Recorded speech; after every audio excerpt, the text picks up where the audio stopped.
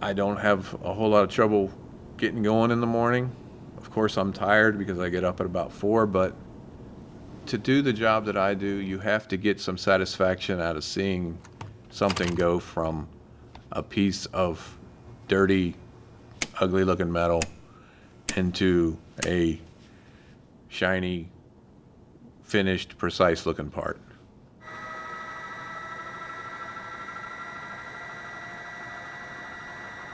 I started the day after I graduated from high school or the second day after I graduated from high school. It's been so long I can't remember. And I've been doing this job for 31 years. I did some calculating a while back, and in 31 years I've worked about 70,000 hours, and I still learn new stuff all the time. If you stop and think for a minute, someone made all the parts that make up anything mechanical that you use.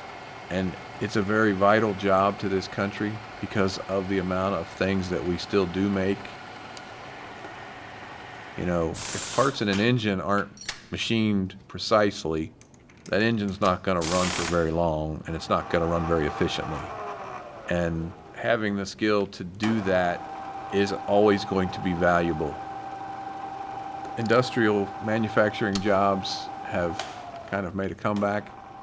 You know, there's nothing wrong with the college education, but it's not for everyone. There's no shame in it not being your choice of a career path. Young people can make a good living as a machinist still if they're willing to work and they're willing to learn, and it usually takes more than 8 hours a day. When I got to my job, I didn't know how to run the machine that I was hired to run. I had 4 days of training with someone before he was going to be gone, and I wrote 27 pages of notes in 4 days. I actually sometimes feel more connected to my part, like more of a craftsman when you're making it by hand. There's just a different connection that you feel when you are moving the handles and you're in control of exactly where it's moving and how it's moving. You can only really do that with experience and the knowledge that you gain over the years. If you're just going to put parts in a machine and push a button and let it do all the work, then yeah, you can do that. You can be a button pusher, if you want to call it that. But if you actually have to understand how to get the results that you're trying to get, it only comes from experience. When you put a part together and the thing works the way it's supposed to, there's a real sense of satisfaction in that.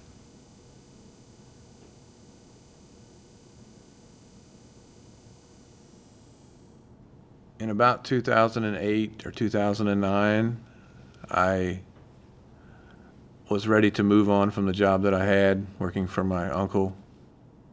I wasn't sure where to go. I just didn't feel really confident about what I could do with my skill. At that point in time, I kind of felt like I was in a dead end, and then I read a newspaper article that said that by like the year 2010, the United States would need 2 million machinists to replace dying and retiring machinists, and it said good luck finding them. And when I read that, I kind of knew that the skill that I had was going to be in demand and not to walk away from it. I had a chance to learn a skill, and I appreciate the opportunity that I was given. I've tried to make the most of it.